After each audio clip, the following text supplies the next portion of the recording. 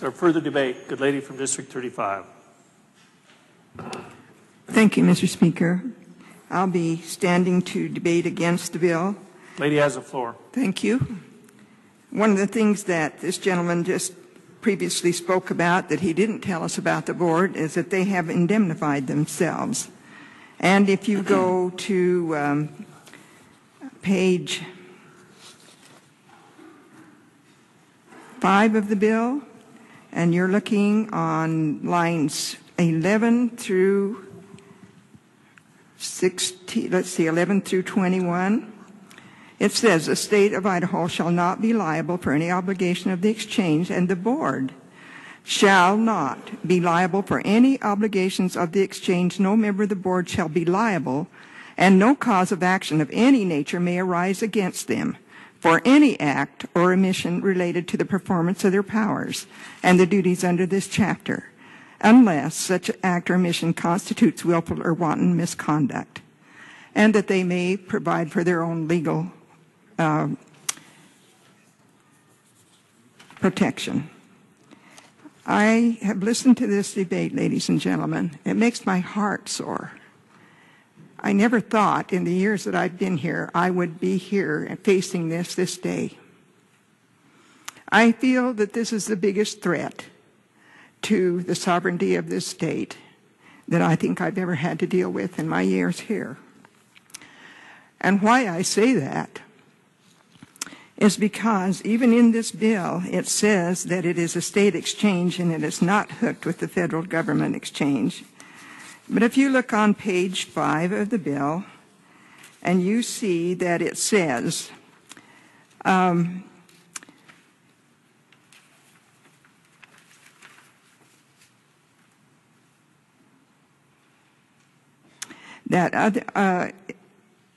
thereto is, if anything, any section thereof or rule enacted thereof is declared unconstitutional by or otherwise invalid by any federal court, unless such ruling is stayed by the court, which it will be, the exchange shall immediately cease to enforce those affected provisions of the PPACA or rules.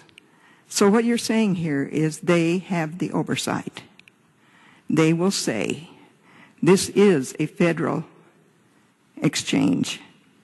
Also, if you go and look on page 6 of the bill, and it talks all of section 2, an emergency existing therefore which emergency is hereby declared to exist, this act shall be in full force and effect on and after its passage and approval, provided, however, that should the Federal Department of Health and Human Services and or the United States Congress change both the establishment date and the eligibility of limitation date for the exchange, the governor shall, upon his determination that such events have occurred, issue a proclamation of declaring Idaho will not be obligated to comply until the new dates are set by HHS or the United States Congress.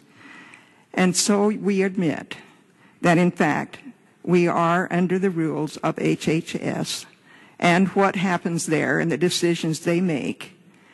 Do we have a state exchange? We only have the exchange of enforcement. We will be the enforcement. The federal government cannot do this without conscripting our agencies to do the work for them. They don't have the power to conscript our agencies. We will give them the power with this bill.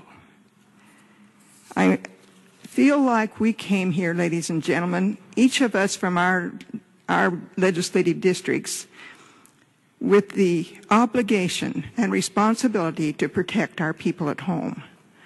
Why would we give up that responsibility to a board that is appointed, that we have no oversight over, that has autonomy, that can set fees, that can make all the decisions of which we have no say? And why would we ever do that? I would say that probably we have been told there are not any options. Well, there are. And several of those have been brought to some of the attention of some of you, which you chose not to look at. I also would tell you that any of the decisions made by this so-called state exchange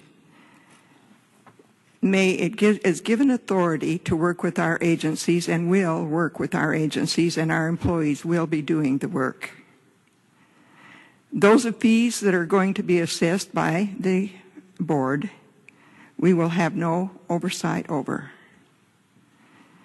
They also get to decide who qualifies and meets the requirements to even provide medical care in our state.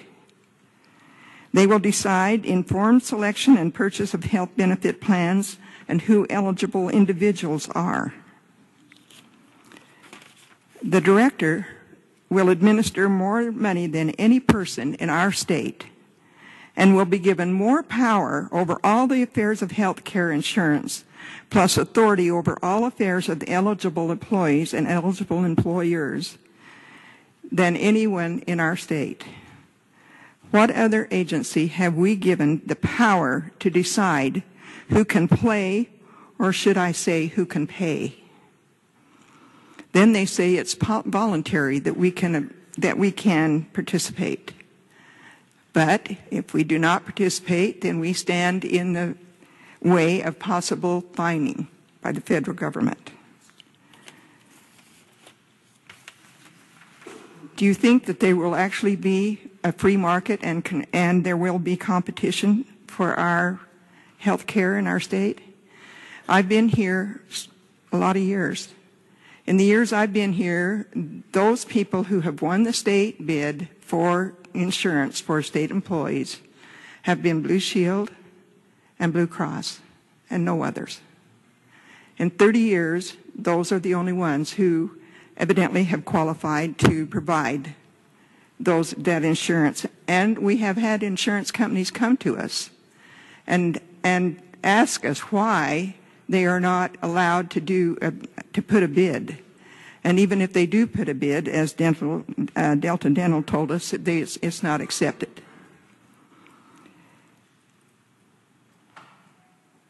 This plan admits it's a vehicle run by the federal PPACA when it says those things in this bill, in the two places it says it.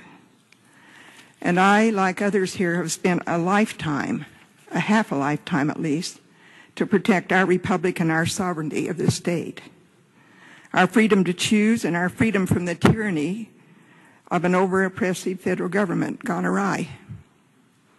We do have other alternatives. It makes my heart heavy to watch my own Idaho, my own compatriots hand over their freedom to a growing, broke, and morally corrupt federal government.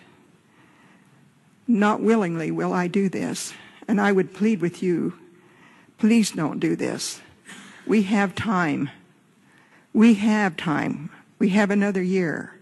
You've been told by people here who have been here a while, who have studied this plan forward and backward, and they plead with you to not go forward until we have a good look at what our alternatives might be.